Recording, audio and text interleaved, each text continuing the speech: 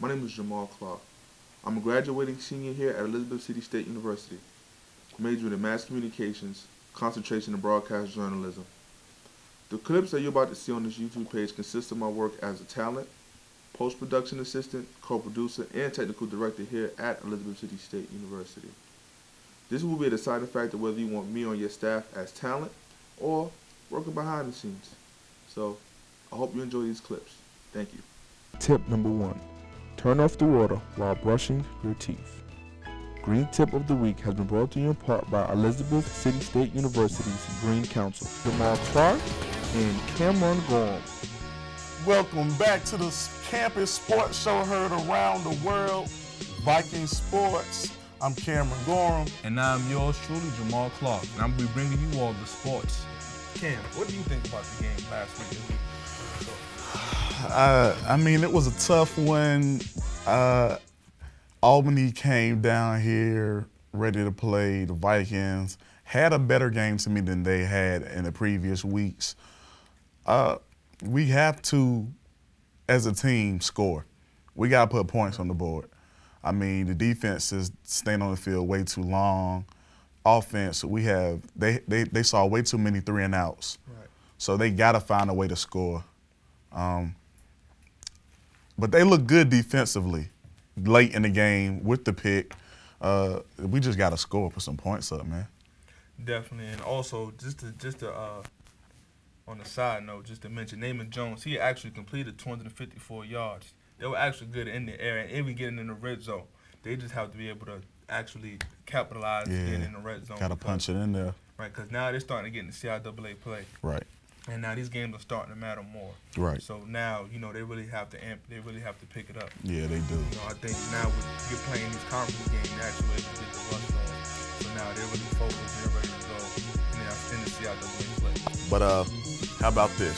What's up? NBA legend Allen Iverson is in the middle. Apparently, he's in the middle of a financial disaster. So he was quoted as saying that he would play in the D League, which is the developmental league, if it gave him a shot at getting back into the NBA.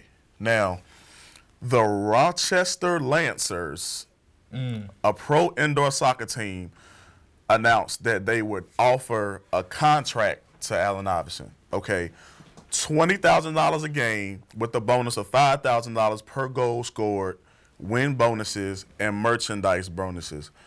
And there were over 12 goals scored on the average per game.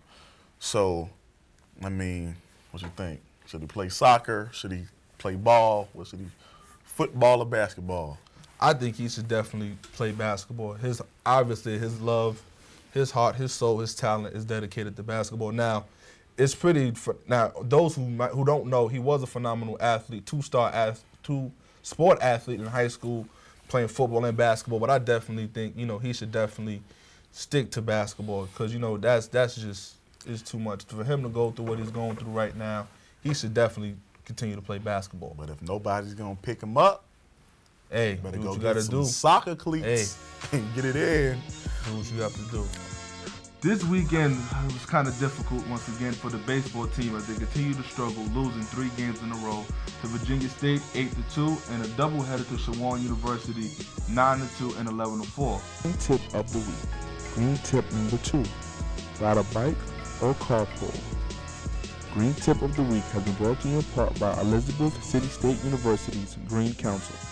When you're playing in high school, that's something that you're told. Like, a lot of coaches go out there and say, hey, look, man, if it's a good running back, go out there and take him out. Or if it's somebody that's a threat to the team, it's go hurt them. And at the time, they might not be saying, they might not mean for you to go physically hurt them and get them out the game, but it's a tactic used to get your players riled up. And I think it just evolved from trying to rile the players up into something serious that's hurting players. Because these players that get hurt, they have families. That's how they put food on the table. They play football, so once you're hurt, like Joe Theismann, he was done after the Lawrence Taylor. You know what I'm saying? So, and I think, with a situation like this and also the pay-for-play situation where college athletes are getting paid basically to play. This is a situation, yeah, it's been brought to the light, but it's a situation that's going to continue to go on unless there's going to be some serious infractions and serious punishments that will be dealt with these plays. Yeah, you're going to have to take away some entire teams and programs Yeah. for some people to get the point. This is wrong and you got to stop. Yeah, because as much as you could really say and talk about it, you can inflict it, it's still going to go on unless something serious really happens. Another topic that has been brought to my attention over the past weekend, Tim Tebow. Those who do not know about Tim Tebow, he was a former quarterback. Yeah, what he's doing right now, Tebowing. He basically was a phenom all over the NFL. He's been traded to the New York Jets. So tell me, how do y'all feel about that? I think he's going to go there and he's going to shock the world. I think a lot of people doubt him because they say he couldn't do a lot of stuff. I think he's going to go there, they're going to work with him. He's going to turn a lot of heads. He's going to do what a lot of people think he can't do. True. And now to shift gears into pro sports, you know, the NFL Week 2, another amazing week in NFL play. You know, you had the Arizona Cardinals shocking the New England Patriots. How do you feel about that one? It just shows that at any given time, a giant will fall and can fall. This year around the league, I feel like no team is just a powerhouse right now. Like, I feel like with these first 2 games, you're seeing a lot of passion out of everybody. Mm-hmm. It's definitely any given Sunday this season, because on any given Sunday, any team can pull out a win. Right. And it's funny that you said Giants, because one of my standout players for this week is Eli Manning, as he threw for 510 yards and 3 touchdowns.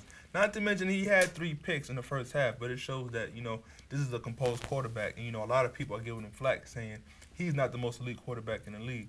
And I'm telling you this right now. Every quarterback has their off game. Every quarterback has He's streaky, though. Yeah. But, you know, at the end of the day, Kim, you know, sometimes you have those shaky moments. Right. But as you can tell, since last season, you know, he's one of the QBs that you could have in the fourth quarter.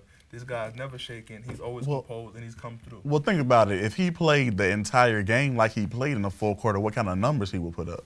I mean, yeah, you're right. His numbers would have been awesome. Numbers would have been better, but at the same time, you never know what the defense is going to bring you. Sometimes what you see on film is not what you're going to get. And for a quarterback like Eli Manning, who is composed, who continues to prove himself every week, I'll definitely take him. I'll take him as one of any quarterbacks. Well, since we're talking about quarterbacks that have proven themselves, I feel like I need to speak on my team's quarterback, Robert Griffin III. I feel like he had a great game this week, second game of his early career. Ran for 2 touchdowns, threw for 1. He looked really good. Was taking control of the team on the field. It was a heartbreaker, loss against the Rams, but I can say that the Rams played a great game. Finnegan, he played a great game mentally. You know, the receiver had, 15 catches? Good job, franchise record.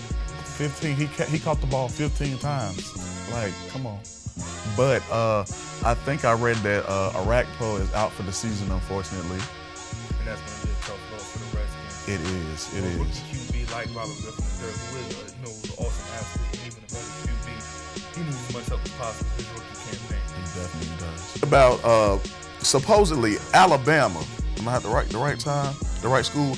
They sent a running back 150 letters in a day, 105 letters in a day. Wow. He rushed for over 1,500 yards. He's a junior from Georgia. 105 letters. He just went to the mailbox and found 105 recruitment letters, man. He's one of the most sought after kids in the nation. That's what it sounds like. Definitely by University of Alabama. 105 letters outside of right now. Right now. But you know. Well, you know, we're going in. You know, this is going to be a major weekend coming up. You know, we have CIAA week coming up. We're going to be at the start of that, and definitely NBA All-Star Weekend. So you all stay tuned for the CIAA tournament and also the NBA All-Star Week. And I'm Jamal Clark, and that was your sports.